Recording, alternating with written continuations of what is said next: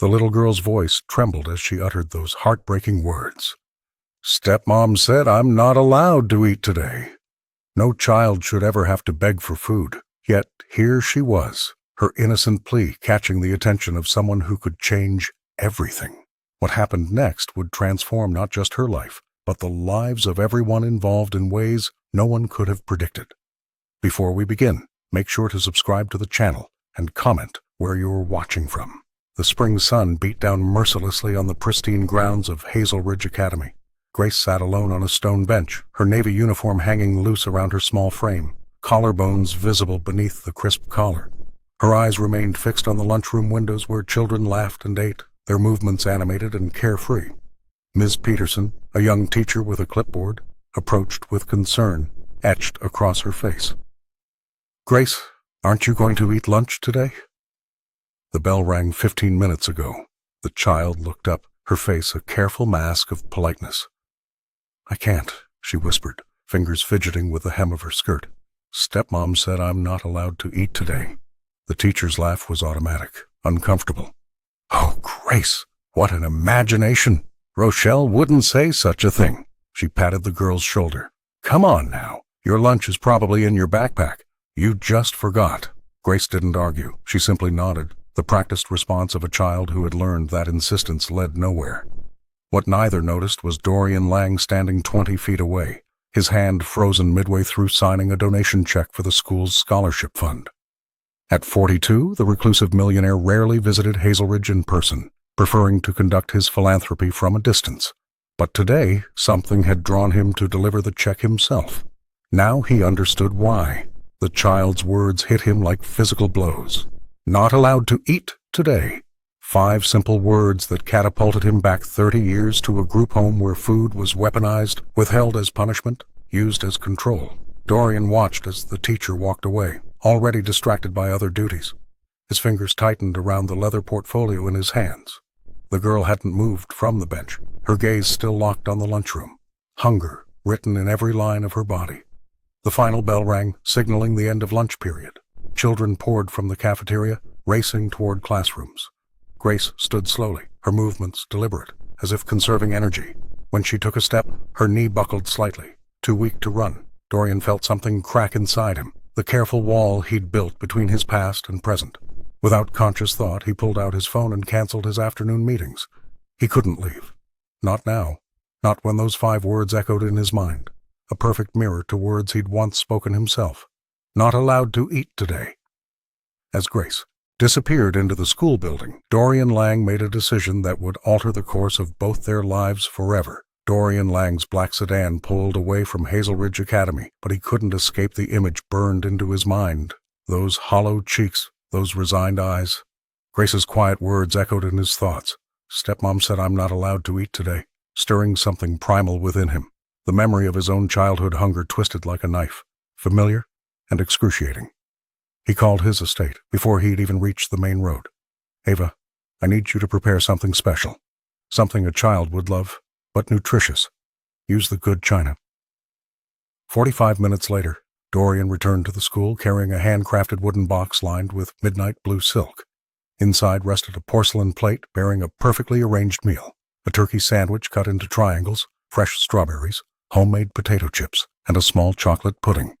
A silver fork and embroidered napkin completed the presentation. The millionaire found Grace sitting alone on a bench near the playground, watching other children play with a distant expression. She looked even smaller in the afternoon light, her uniform hanging from her thin frame like clothes on a wire hanger. "Hello again," Dorian said softly, approaching with care not to startle her. "I brought you something." Grace's eyes widened as he knelt before her, opening the box to reveal its contents. The rich aroma of fresh-baked bread and chocolate drifted between them.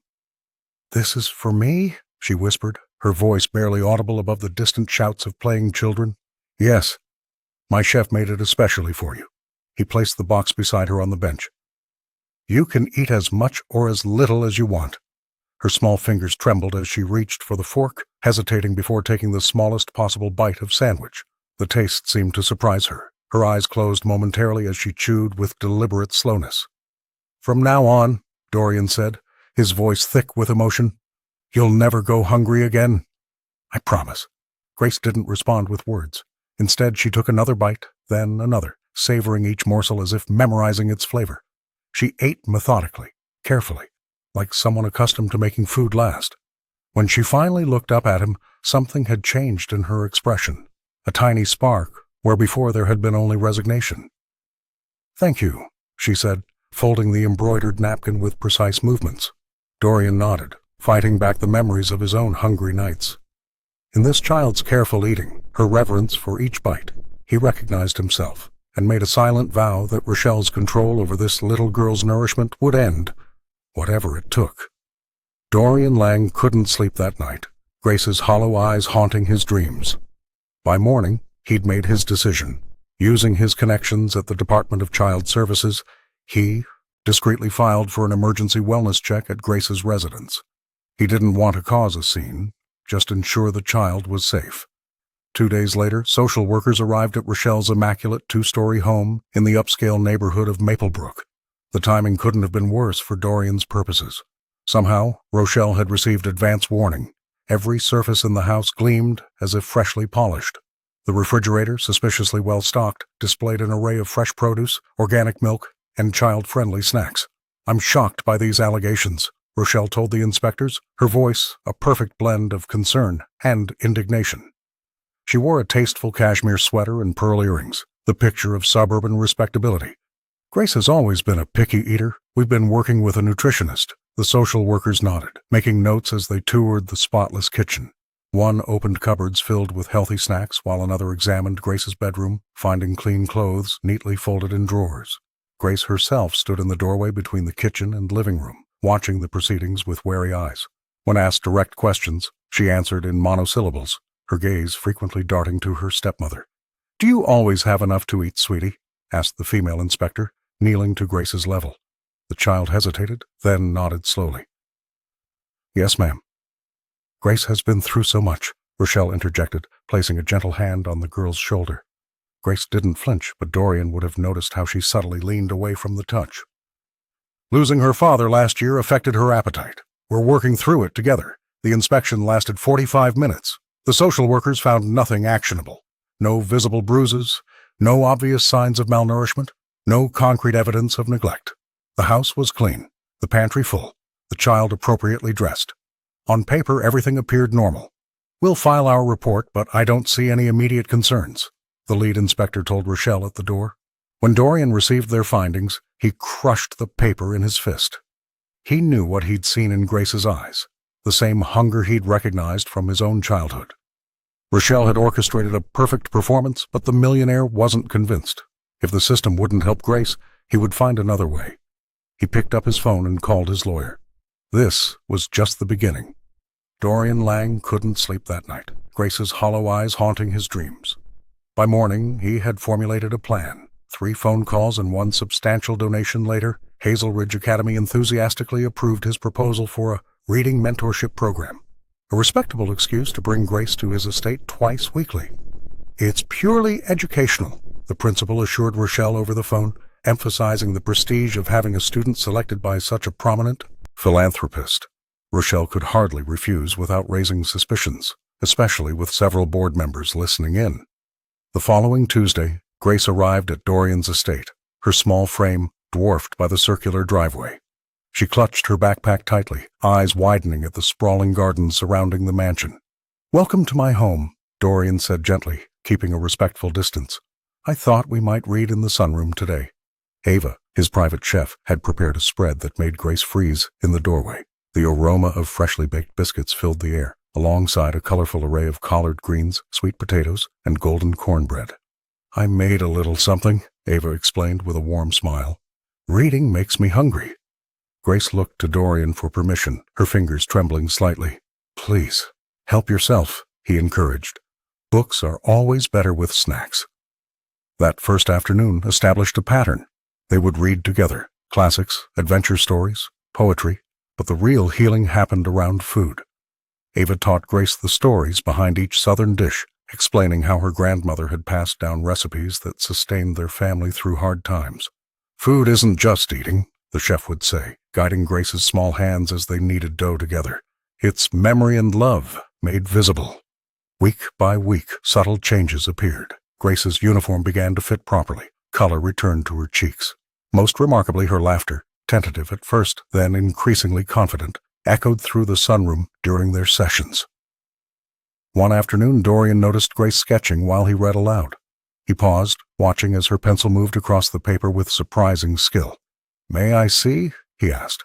She hesitated before sliding the drawing toward him, a detailed sketch of the sunroom, with Ava, Dorian, and herself seated around the table, surrounded by books and food.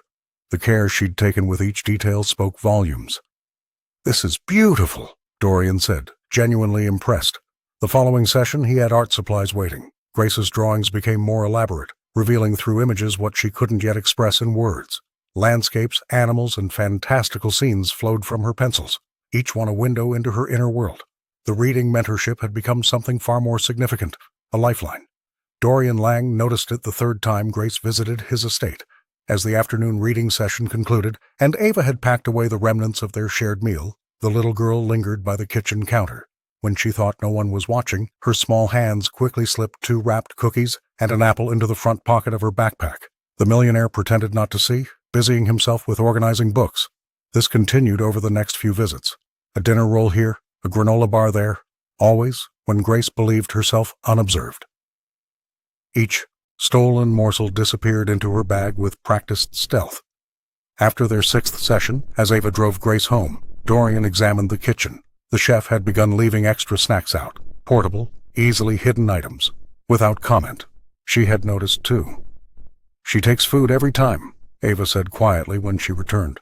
"I've started wrapping things properly so they won't crumble in her bag." The following week, after their reading session, Dorian gently intercepted Grace as she hovered near a bowl of fruit. "Would you like to take some snacks home?" he asked, keeping his voice casual. Grace froze, her thin shoulders tensing beneath her Hazelridge Academy uniform. Her eyes, wide with fear, darted toward the exit. "I'm not angry," Dorian added softly. "I just wondered why." The child stared at her shoes, fingers twisting nervously. "For tomorrow," she finally whispered. "Stepmom sometimes forgets breakfast on weekends." Dorian felt a familiar ache spread through his chest. How many times had he hidden food as a child? Stale bread tucked under mattresses, cereal packets stuffed into coat linings, survival tactics he thought he'd forgotten. "I understand," he said, kneeling to meet her eyes. "When I was your age, I used to hide food too." Grace looked up, surprise replacing fear. "From now on," Dorian continued, "you can take whatever you need. No hiding necessary." He reached for a small canvas tote bag hanging near the pantry. "This might be easier than using your backpack." The girl accepted the bag hesitantly, as if expecting him to snatch it back. "Ava can help you pack some things before you leave today." Grace nodded, a tentative smile forming. "Thank you, Mr. Lang." Later, watching from his study window as Miss Ellery's car pulled away with Grace in the back seat, Dorian made a silent promise. The shadow of Rochelle's control might loom over Grace's life now, but he would find a way to ensure the child never went hungry again. Whatever it took. Dr. Melissa Winters studied the drawing in her hands with practiced neutrality, though her brow furrowed slightly. Grace had sketched a family of deer, a large buck, a doe, and a fawn tucked away in the corner of the page, barely visible behind a tree. The pattern was unmistakable across all of Grace's artwork. The smallest animal always isolated, hiding or shrinking away from the others. "Tell me about this little one," Dr. Winters asked, pointing to the fawn. Grace shrugged, her thin shoulders rising beneath her Hazelridge Academy uniform. "She's just quiet. She doesn't want to bother anyone." The therapist made a note in her leather-bound journal. This was the 3rd session where Grace had produced similar imagery, a visual language that spoke volumes while the child herself remained carefully reserved. The drawings revealed what her words couldn't, a child existing on the periphery of her own life.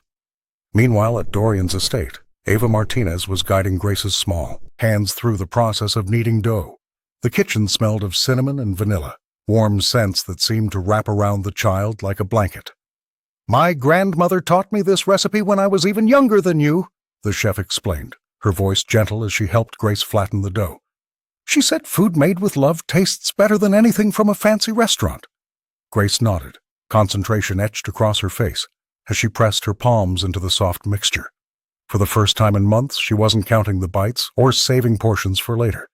In this kitchen, With Ava's patient guidance, food had transformed from a scarce resource into something magical, something created rather than hoarded. "Can I make this for Mr. Lang?" she asked, her voice barely audible above the hum of the oven. Ava smiled, tucking a strand of hair behind Grace's ear. "Of course, sweetie.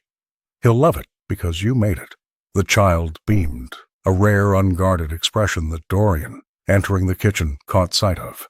He paused in the doorway, not wanting to interrupt the moment. The wealthy philanthropist had witnessed Grace's gradual transformation over the weeks, how she no longer flinched when offered seconds, how she'd begun to trust that tomorrow would bring another meal.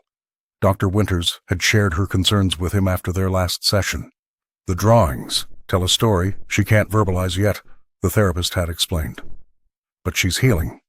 Slowly." Watching Grace laugh as Ava showed her how to cut star shapes from the dough, Dorian understood that this, the simple act of creating food together, was doing what his money alone couldn't. It was teaching Grace a new language, one where food meant safety, where kitchens held laughter instead of restrictions, and where love was something you could taste. Whispers traveled through Maplebrook faster than autumn leaves. Within days, Rochelle had learned of Grace's regular visits to Dorian Lang's estate. The perfectly manicured woman paced her immaculate living room, phone pressed to her ear, voice rising with each word. "It's completely inappropriate," she hissed to Principal Winters at Hazel Ridge Academy. "This millionaire swooping in, feeding my stepdaughter without my knowledge? What kind of message does that send?" The next morning, Rochelle arrived at the school board meeting in a cream-colored suit that cost more than most teachers' monthly salaries. Her smile was practiced, her voice controlled as she addressed the room. "While I appreciate Mr. Lang's generosity toward our school," she said, tapping her manicured nails against the podium, "his personal involvement with Grace crosses boundaries. This reading mentorship was never properly vetted. As her guardian, I was not adequately informed." The administrators exchanged uncomfortable glances. Dr. Morris, the board president, cleared his throat. "Mrs. Rochelle, the program was approved through standard channels. Mr. Lang's foundation has supported Hazel Ridge for years, and that gives him permission to isolate my child, to feed her without my consent." Her voice cracked perfectly, just enough vulnerability to seem genuine. Who knows what he's telling her? Later that afternoon, Dorian received the call in his study. The school was reconsidering the mentorship program. His fingers tightened around his smartphone as he listened to the administrator's carefully worded explanation. "This is about Grace's welfare," Dorian said firmly. "Nothing more." That evening, Ava found him reviewing security footage from the estate's entrance. The chef placed a cup of coffee beside him, concern etched on her face. "She's fighting back," Dorian murmured. "I expected this." "What will you do?" Ava asked. Dorian's eyes never left the screen, where he watched footage of Grace arriving at his home, her shoulders relaxing visibly as she stepped through the gates. "Document everything," he replied. "Every meal she eats here, every pound she gains, every drawing she makes." He pulled out a leather-bound notebook where he'd been keeping meticulous records. Grace's weight, her increasing energy levels, quotes from their conversations. Ms. Ellery had discreetly provided copies of Grace's medical records showing concerning weight fluctuations that aligned perfectly with school holidays. "Rochelle wants to make this about boundaries," Dorian said, his voice hardening. "I'll make it about evidence." The next day, when Grace arrived for what might be her final mentorship session, Dorian simply smiled and led her to the kitchen where Ava had prepared cornbread and honey, Grace's favorite. He wouldn't tell her about the battle brewing. For now, he would ensure she felt only safety, warmth, and the simple joy of having enough to eat. The torn receipt arrived in an unmarked envelope, slipped under Dorian Lang's office door at his estate. Inside was a handwritten note. "I live next door to Rochelle. Thought you should see this." Attached was a crumpled store receipt from Maplebrook's upscale boutique, Lumiere. The only item listed, a $300 designer candle. No groceries, no essentials, nothing for Grace. Dorian studied the paper, his fingers tracing the jagged edge where it had been torn. The date stamp showed it was from 3 days ago, the same day Grace had come to his home pale and shaking, having eaten nothing but a school breakfast. His jaw tightened as he slipped the receipt into his leather portfolio. That afternoon he arranged a meeting with Grace's therapist, Dr. Winters, and Ms. Ellery from Hazel Ridge Academy. They gathered in his study, the large windows overlooking gardens where Grace was sketching with Ava. "I've received something concerning," Dorian said, sliding the receipt across the mahogany desk. A neighbor of Rochelle's sent this. $300 on a candle, but nothing for food. Ms. Ellery picked up the paper, her expression hardening. This matches what I've observed. Grace comes to school hungry most days. Her clothes are designer brands, but too big. She's lost weight since September. I've reported my concerns 3 times, the nurse continued, setting down the receipt with a sigh. Each time, the case mysteriously disappears. No follow-up, no investigation. Dr. Winters nodded. Grace's artwork shows consistent themes of isolation and food insecurity. She draws herself as the smallest animal, always watching others eat. Someone's protecting Rochelle, Dorian said, his voice low. But who? And why? Ms. Ellery hesitated before speaking. There are rumors about Rochelle's connections to Judge Callan. They serve on the same charity boards, and his wife frequents Rochelle's social circles. The judge who would oversee any custody proceedings, Dorian realized, the pieces falling into place. I've documented everything in Grace's file, the nurse said firmly, but documentation isn't enough if no one acts on it. Dorian looked out the window at Grace. The child was smiling as Ava showed her how to sketch the flowering dogwood tree. For a moment, she looked like any normal, happy child. This receipt may seem small, he said, turning back to the women, but it's part of a pattern. We need more evidence, more witnesses. The web around Rochelle is starting to unravel. I won't stop until Grace is safe. As they left, Dorian knew the battle ahead would be difficult, but seeing Grace outside, laughing in the sunshine, he felt certain it was a fight worth having. The annual spring charity gala at Maplebrook Community Center buzzed with activity as Dorian Lang stood beside Grace, watching her eyes widen at the elaborate buffet spread before them. The little girl hesitated, her hand hovering uncertainly over a basket of freshly baked cornbread. It's all for everyone, Dorian assured her gently, including you. Grace looked up at him, disbelief and hope mingling in her expression. I can have anything I want. Anything at all, he confirmed, his voice steady despite the emotion tightening his chest. The warm, buttery scent of cornbread wafted through the air as Grace carefully selected a piece, bringing it to her lips with reverence. Around them, Maplebrook's wealthiest residents mingled, sipping champagne and discussing donations, oblivious to the profound moment unfolding in their midst. Ava, who had insisted on catering the event herself, approached with a plate of chocolate chip cookies. These just came out of the oven, the chef said with a wink. Someone told me they're your favorite. Grace's face lit up as she accepted a cookie, taking a tentative bite before breaking into a smile so radiant it caught the attention of nearby guests. A tear slipped down her cheek as she savored the sweet morsel, years of restriction melting away in that single, joyful moment. It's the best thing I've ever tasted, she whispered, cookie crumbs clinging to her lips. Ms. Ellery, attending as a volunteer, caught Dorian's eye from across the room and nodded approvingly. The school nurse had been documenting Grace's improving health since the mentorship began, and the transformation was undeniable. The peaceful moment shattered when the community center doors burst open. Rochelle strode in, her designer heels clicking aggressively against the marble floor. Her perfectly styled appearance couldn't mask the fury in her eyes as she spotted Grace openly enjoying food in public. "What exactly do you think you're doing with my daughter?" she demanded, voice carrying across the suddenly hushed room. Dorian stepped protectively closer to Grace. "She was hungry," he stated simply. "This is inappropriate," Rochelle hissed, grabbing for Grace's arm.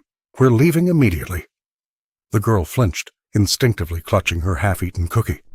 Whispers rippled through the crowd as Maplebrook's elite witnessed the confrontation, their carefully maintained social veneer cracking under the weight of the uncomfortable truth before them.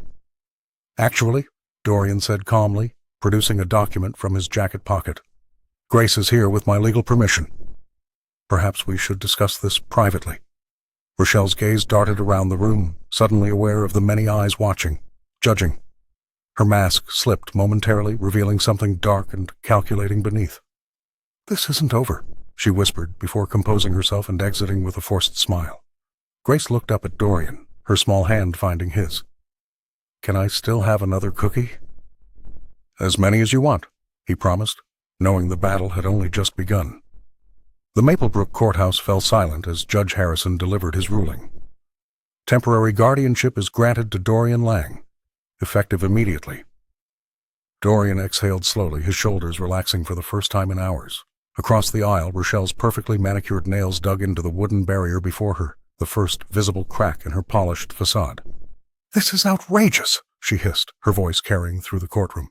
"She's my responsibility. You can't just hand her over to some stranger with a savior complex." Outside, reporters gathered as Rochelle's attorney promised to fight this gross miscarriage of justice. The woman who had controlled Grace's life now found herself losing grip on both the child and her carefully cultivated image in Maplebrook society. That evening, Grace stepped into Dorian's estate carrying only a small backpack. Ava welcomed her with warm biscuits and honey, comfort food that brought a tentative smile to the child's face. "Your room is upstairs," the chef said gently. "I put fresh flowers by the window." Over the following days, Grace began to unfold like a flower reaching for sunlight. She no longer hid food under her pillow or flinched when someone approached too quickly. Dorian watched her transformation with quiet joy, recognizing the slow healing of wounds that mirrored his own childhood. "I never thought I'd have a family again," Grace whispered one evening as she helped Ava prepare dinner, her small hands carefully folding dough for apple turnovers. The staff rallied around her in ways Dorian hadn't anticipated. Marcus, the groundskeeper, taught her about the garden's seasonal rhythms. "I grew up with nothing but dirt under my fingernails," he told her. "But look what beautiful things can grow from just a little care." Eleanor, the housekeeper who rarely spoke of her past, shared stories of her own childhood in foster care. "Sometimes the family you find matters more than the one you're born to," she said, showing Grace how to fold origami birds from colorful paper. Meanwhile, Rochelle launched a sophisticated counterattack. She appeared on local television, tears glistening but never falling, speaking of her broken heart and the wealthy outsider who stole my little girl. She mobilized social connections, hosting charity luncheons where Grace's absence was noted with practiced concern. Dorian's attorney warned him the battle was far from over. "She's desperate and cornered." That makes her dangerous. But watching Grace laugh as she chased butterflies in the garden, Dorian knew some battles were worth fighting, no matter the cost.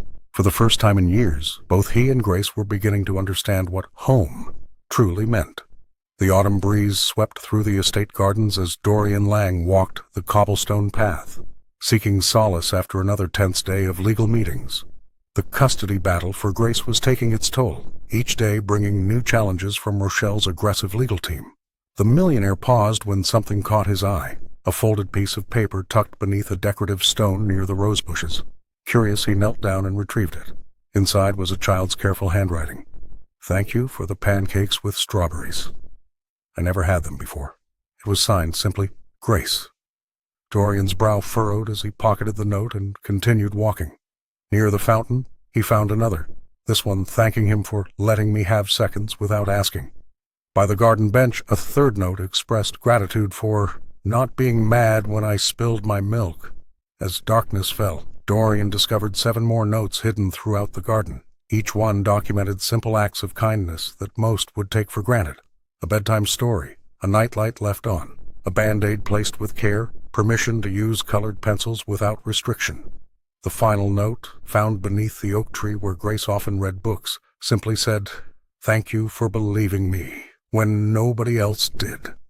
Standing alone in the moonlight, Dorian clutched the collection of papers to his chest as tears streamed down his face. The weight of Grace's gratitude for such basic decencies broke something open inside him. He remembered his own childhood, the hunger, the fear, the desperate wish for someone, anyone, to notice. Ava found him there 20 minutes later, still holding the notes. "She's been writing them for weeks," the chef said softly. "I've seen her hiding them during our cooking lessons." "Why hide them?" Dorian asked, his voice rough with emotion. "Why not just tell me?" "Some children learn it's safer to express feelings in secret," Ava replied, her eyes reflecting understanding born from experience. "Words spoken aloud can be used against you." That night, Dorian sat at his desk until dawn, making calls to his legal team, leveraging connections, and drafting new strategies. The thank you notes lay spread before him, a roadmap of Grace's healing and a testament to all she had been denied. "I will not let you down," he whispered to the empty room, a promise to Grace and to the frightened child he once was. "Whatever it takes." Miss Ellery clutched her coffee mug tightly as she sat across from Dorian Lang in his estate's sunlit study. Rain tapped against the windows, creating a cocoon of privacy around their conversation. "I've reported Rochelle 3 times in the past year," she confessed, her voice barely above a whisper. "Each time, the case mysteriously disappeared. No follow-up, no investigation, just gone." The school nurse's eyes reflected years of frustration watching children slip through the cracks of a broken system. Dorian leaned forward, his expression darkening. "You believe someone's protecting her?" "I know it," she replied. "The second report I filed included photographs of bruising on Grace's wrists. The next day, my supervisor told me the case was closed due to insufficient evidence." Miss Ellery set her mug down with a decisive click. "Someone with influence is making these reports vanish." The millionaire's mind raced, connecting invisible dots. His own childhood had taught him that power often shielded the worst abusers. "Did you ever discover who might be involved?" "I overheard Rochelle once, on her cell phone in the school parking lot, mentioning a Judge Callan." The nurse hesitated. "She said something about returning the favor." Dorian made a note on his smartphone. Judge Martin Callan presided over family court cases in the county, including custody arrangements. The connection was too significant to ignore. "There's more," Ms. Ellery continued. "Last winter, Grace came to my office severely underweight. When I tried to document it, the school administration suggested I was overreacting. The principal mentioned something about a generous donation Rochelle had made to the athletic department. Rain drummed harder against the windows as Dorian processed this information. The web protecting Rochelle was more extensive than he'd imagined, reaching into the school, the courts, perhaps even Child Protective Services. "Thank you," he said finally. "This helps tremendously." After the nurse left, Dorian called his investigator. "I need everything on Judge Martin Callan, financial records, connections to Rochelle, any business dealings." He paused, watching the rain. "And get me the names of everyone who handled Grace's previous welfare reports." That evening, Dorian sat alone in his study, reviewing the first pieces of evidence his team had gathered. Bank statements showed unusual deposits in Judge Callan's personal account that coincided with Rochelle's guardianship hearing dates. Property records revealed a vacation home jointly owned through a shell company. The truth was emerging, piece by jagged piece. Dorian closed his eyes, thinking of Grace's thank you notes hidden in the garden. For her sake, he would unravel this entire corrupt system, no matter who fell in the process. "This changes everything," whispered Dorian Lang as he stared at the document his legal team had just placed before him. The paper trembled slightly in his hands. A temporary guardianship order, never followed by formal adoption papers. After weeks of meticulous investigation, his attorneys had uncovered the truth. Rochelle had never legally adopted Grace. She had been operating under a provisional court order granted years ago, which should have been followed by a formal adoption process. That process had never been completed. "She's been presenting herself as Grace's legal parent for years," explained Marissa, his lead attorney. "But technically, she's only a temporary guardian whose authority expired 18 months ago." Dorian paced across his study, the weight of this revelation settling on his shoulders. Through the window, he could see Grace in the garden with Ava, helping to pick fresh herbs for dinner. The little girl was laughing, a sound that had become more frequent in recent weeks. "Can we use this?" he asked, his voice low and determined. "Absolutely. This constitutes legal misrepresentation. The court will need to review her guardianship immediately, especially given the evidence of neglect we've already gathered." Within hours, Dorian's legal team filed emergency motions challenging Rochelle's authority over Grace. The courthouse buzzed with activity as clerks processed the unexpected development. Judge Harrison, newly assigned to the case after questions arose about Judge Callan's connections, scheduled an emergency hearing for the following week. Rochelle's response was swift and furious. Her attorneys flooded Dorian's team with counter-motions, claiming administrative oversight and arguing that her role as Grace's caretaker was established through years of guardianship, regardless of paperwork technicalities. The local newspaper ran a front-page story about the case, carefully avoiding direct accusations but raising questions about how a child could remain in legal limbo for so long. Residents of Maplebrook began taking sides, with whispered conversations happening in grocery stores and coffee shops throughout town. Ms. Ellery provided a sworn statement confirming that school records had always listed Rochelle as guardian rather than parent, a detail previously overlooked. That evening, as Grace finished her homework at the kitchen island, Dorian struggled with how much to tell her. The girl looked up, sensing his concern. "Are you worried about the court stuff?" she asked quietly. Dorian nodded. "A little, but I want you to know that no matter what happens, you're safe here." Grace nodded, her small fingers tracing patterns on her notebook. "I know," she said simply. As the week progressed, both sides prepared for battle. Dorian's team gathered witnesses and evidence, while Rochelle's lawyers constructed arguments about established relationships and bureaucratic technicalities. The upcoming hearing would determine not just Grace's immediate future, but potentially set precedent for similar cases throughout the state. The manila folder landed on Dorian Lang's desk with a soft thud. Inside lay the results of the forensic audit he'd commissioned 3 weeks earlier. His financial investigator, a former FBI accountant, had traced every penny of Grace's trust fund, money left by her biological father that should have been untouchable until her 18th birthday. "It's worse than we thought," Dorian said, scanning the highlighted figures. Nearly 70% of Grace's inheritance had been systematically siphoned into shell companies, all leading back to Rochelle's boutique interior design business. The pattern was clever but unmistakable. Small transfers disguised as educational expenses and health services that never materialized. He called his attorney immediately. "We have enough. Get this to the DA today." While the legal wheels began turning, Dorian noticed an unfamiliar car parked outside Hazel Ridge Academy as he arrived for Grace's art showcase. A woman with a press badge stepped out, introducing herself as Eliza Thornton from the Washington Post. "I'm investigating patterns of institutional silence in affluent communities," she explained, her recorder already running. "Specifically how wealth and social standing can shield certain behaviors from scrutiny." Dorian hesitated. Publicity could help their case, but might also traumatize Grace further. "This isn't just about one child," Eliza continued, sensing his reluctance. "It's about a system that protects people like Rochelle at the expense of the vulnerable." Inside the school, Grace's artwork hung proudly, vibrant landscapes and fantastical creatures that contrasted sharply with her earlier, darker pieces. She waved excitedly when she spotted Dorian, running over to show him her blue ribbon. "Miss Ellery says a reporter lady wants to talk to people," Grace whispered, her eyes wide. "Is that bad?" "No, sweetheart," he assured her. "Sometimes truth needs witnesses." That evening, the story broke online. Eliza's article detailed not only Grace's situation, but 3 similar cases in Maplebrook's recent history, all involving influential families and all quietly buried. She highlighted the financial fraud, the intercepted letters from Lena, and the suspicious dismissal of previous welfare checks. Dorian's phone rang constantly. Neighbors who had remained silent now offered testimonies about seeing Grace locked outside during meals. Former employees of Rochelle came forward with stories of witnessing her cruelty.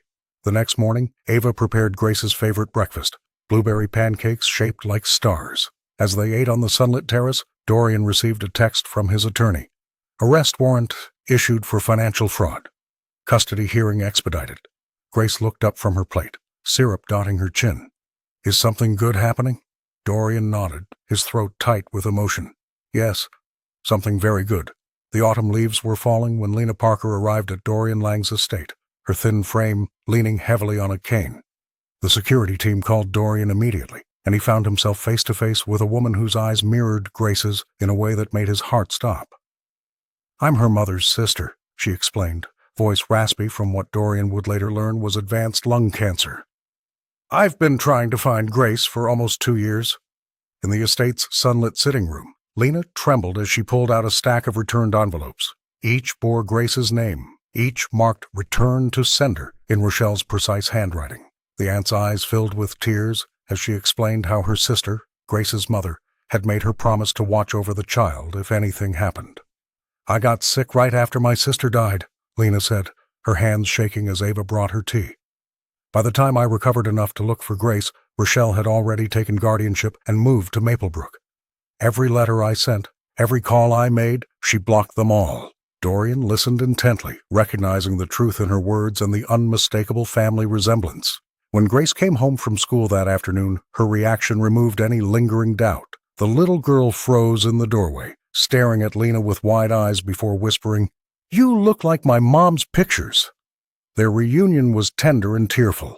Lena brought old family photos, stories of Grace's mother, and a small teddy bear that had belonged to Grace as a baby. For the first time, Grace learned about her family history. The grandmother who loved to paint just like she did, the grandfather who told stories under starlight. I don't have much time left, Lena confided to Dorian later that evening, after Grace had fallen asleep clutching the teddy bear. Her medical reports confirmed what her appearance suggested. Months, not years, remained. I came to make sure she's safe. I wanted to file for custody myself, but she gestured weakly at her frail body. I can't offer her what she needs. But I can testify. I can tell the court what Rochelle did, how she cut Grace off from her family, how she intercepted my letters. The custody case now had a new dimension. Dorian's legal team immediately filed amendments, including Lena's testimony and evidence. Rochelle's lawyers responded with predictable viciousness, painting Lena as an opportunist seeking access to Grace's trust fund. But something had shifted in the balance of power. In Grace's bedroom, a new drawing appeared on the wall. 3 figures holding hands beneath a tree, Grace in the middle, Dorian and Lena on either side, all of them smiling under a bright yellow sun. In the sunlit studio Dorian had created at the estate, Grace's small hands moved with newfound purpose. What had begun as simple drawings, stick figures and wobbly houses, had evolved into intricate storybooks bound with colorful yarn. Each page revealed what she couldn't say aloud. A little fox, who wasn't allowed in the kitchen, who slept with hunger pains, who watched other animals eat while she stood in the corner.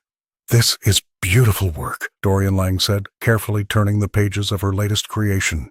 "You've captured so much feeling here." Grace looked up, her eyes brighter than they'd been 11 months ago. "It's easier to draw it than say it." The millionaire nodded, understanding completely. He'd consulted with her therapist about using art as testimony, a way for Grace to communicate her experiences without the trauma of direct questioning. The court had agreed to review her work as evidence. "Would you be willing to share these with the judge?" he asked gently. "Your stories might help other children like you." She hesitated, fingers tracing the outline of the small fox on the page. "Will Rochelle see them too?" "She might," he answered honestly. "But remember what we talked about? Your truth matters, even when it's hard for others to hear." That evening, Ava found them still in the studio, surrounded by colored pencils and paper. The chef brought hot chocolate and sat with them, marveling at Grace's artistic talent. "These remind me of the books my grandmother used to read me," she said, examining a particularly detailed scene where the fox finally found food at a kind bear's house, clearly representing Dorian's estate. When the court date arrived, Grace's storybooks were presented in a special display. The judge, a stern woman with kind eyes, spent nearly an hour examining each page, occasionally glancing at Rochelle, whose perfect composure finally showed cracks. "The child has documented systematic food deprivation," the prosecutor explained, pointing to recurring themes in the artwork. "Note how the protagonist is always watching others eat, how food is portrayed as something forbidden. In one devastating sequence, the fox had hidden crumbs under her bed, matching exactly what Miss Ellery had discovered during a school health check months earlier." The courtroom fell silent when Grace's small voice suddenly rose. "I drew what happened. That's all." The impact was immediate. Jurors wiped away tears. The judge's expression softened. Even Rochelle's attorney looked uncomfortable. Later, back at the estate, Dorian found Grace in the kitchen with Ava, helping prepare dinner. "You were very brave today," he told her. Grace nodded, reaching for another strawberry from the bowl. "The fox isn't hungry anymore," she said simply, and turned the page. The headline dominated the front page of the Maplebrook Chronicle. "The Hunger We Choose Not to See." Vanessa Wright's expose hit the town like a thunderbolt, revealing how Hazel Ridge Academy and local officials had repeatedly turned a blind eye to Grace's suffering. The journalist had spent weeks piecing together evidence, interviewing staff members who'd noticed Grace's frailty but feared speaking up against Rochelle's social influence. Multiple reports were filed and subsequently buried, the article stated plainly. A child's hunger was deemed less important than maintaining Maplebrook's pristine reputation. Dorian Lang sat in his study, smartphone in hand, watching as notifications flooded in. The article had gone viral beyond their small town, picked up by national outlets. What began as a local story was transforming into a nationwide conversation about privilege, accountability, and the systems that fail vulnerable children. At the grocery store, residents who had once whispered about the meddling millionaire now approached Dorian with apologies and offers of support. "We should have seen it," one teacher admitted, eyes downcast. "We all saw something wasn't right." The courthouse steps became an impromptu gathering place as dozens of Maplebrook citizens arrived with handmade signs. "Justice for Grace," and "No child goes hungry." Many brought food donations for the local shelter, a symbolic gesture acknowledging the community's awakening. Inside Dorian's estate, Grace sat with Ava in the sunlit kitchen, carefully decorating cookies. The child seemed lighter somehow, as if the public acknowledgement of her suffering had lifted an invisible weight. She hadn't read the article. Dorian had made sure of that, but she understood something important had changed. "People believe me now?" she asked, looking up at the chef. Ava nodded, gently squeezing her shoulder. "They do, sweetheart. They absolutely do." The exposé had another unexpected effect. Former clients of Rochelle's began coming forward with stories of manipulation and fraud. The district attorney's office announced a formal investigation into her business practices, focusing particularly on the misappropriation of Grace's trust fund. That evening, as Grace slept peacefully upstairs, Dorian received a call from Miss Ellery. The school nurse's voice trembled with emotion. "I've resigned," she said. "I can't work in a system that failed her so completely. But I wanted you to know I'm willing to testify. Whatever it takes." Dorian thanked her, his own voice thick with feeling.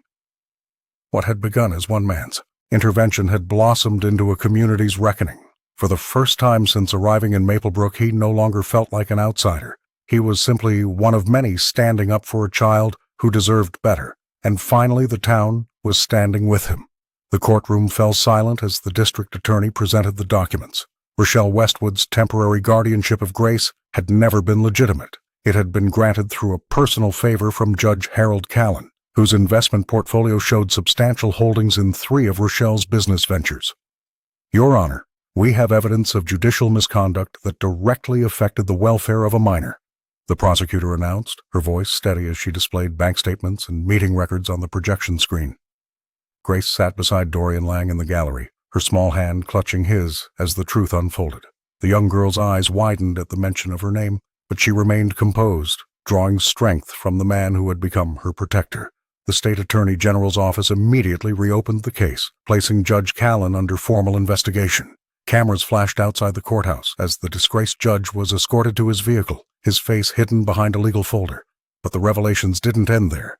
During a private deposition that was later made public, Dorian finally shared his own connection to the case.